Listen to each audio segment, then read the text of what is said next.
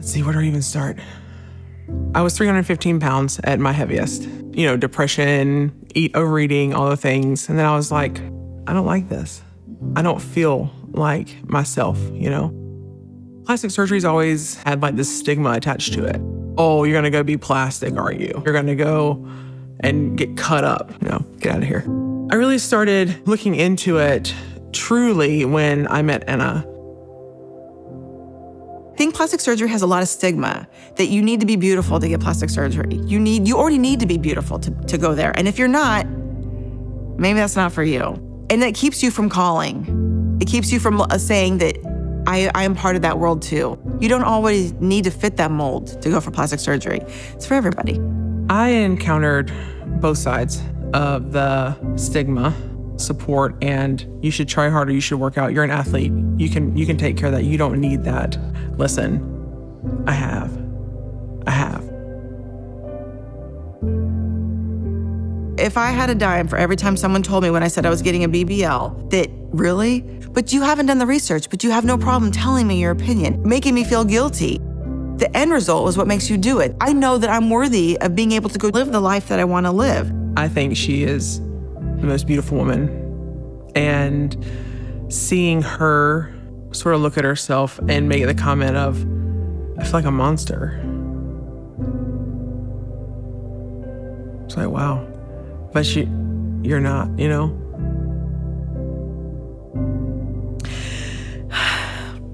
The truth be told, I didn't wake up one day and say, I need to lose a weight because I want to feel better. I became a nurse, and it dawned on me one day, there are many patients that literally every single thing that they were in the hospital for was driven by weight. And I woke up one day and said, I'm not going out like this. My wife had her procedures and things, and I watched, her emotional struggle through it. And I found myself obviously being, trying to be a cheerleader and support however I could. It was her getting up in the middle of the night to help me.